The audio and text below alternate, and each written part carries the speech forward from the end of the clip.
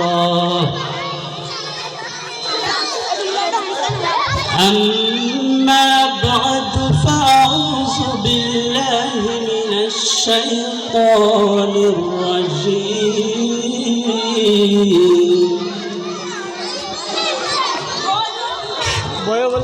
بسم الله الرحمن الرحيم.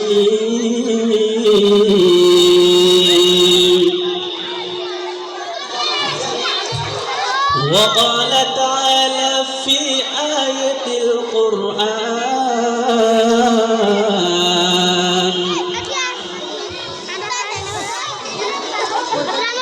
وما هذه الحياة الدنيا إلا لعب ولهو وللدار الآخرة لهي الحيوان لو كانوا يعلمون. وقال تعالى في آية أخرى: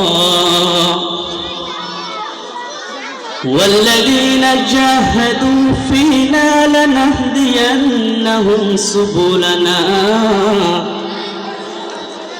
وإن الله لمع المحسنين.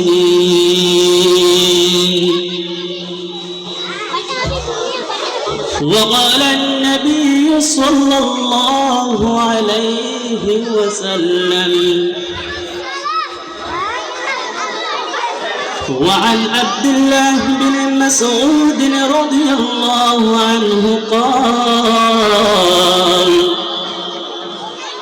سألت النبي صلى الله عليه وسلم: أي الأعمال أحب إلى الله؟ قال رسول الله صلى